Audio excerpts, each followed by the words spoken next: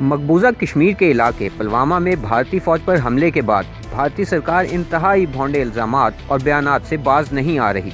लेकिन अब भारत के अपने ही साबिक चीफ जस्टिस मार्कंडेय काटजू ने सरकार को आईना दिखा दिया है और कहा है कि बदला लेने की बातें करने वाले ये भी ख्याल करें कि पाकिस्तान न्यूक्लियर पावर है, मजाक नहीं। सर्जिकल स्ट्राइक क्या है?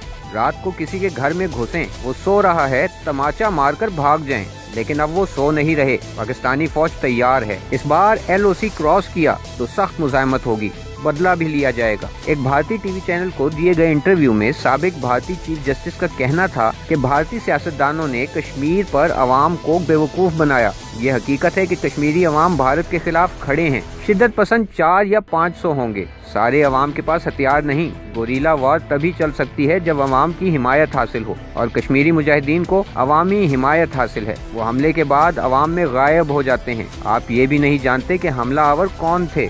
मार्कंडेय काटजू ने कहा, निहत्थे कश्मीरियों पे हमले किए जा रहे हैं, दुकानें जलाई जा रही हैं। मैं भी कश्मीरी हूँ। ये तो ऐसा ही हो रहा है जैसा कि वियतनाम में हुआ। वो अमेरिकी फौज पर हमले करते थे और फिर फौज देही इलाके पर चढ़ाई कर देती और 30-40 अफराद मार दिए जाते। इससे मारे जाने वाले लोगों के रिश्तेदार भी शिद्दत पसंद बन गए। अब बदले की बात हो रही है, किससे बदला लेंगे? यही है हुक्मरानों की बहादुरी।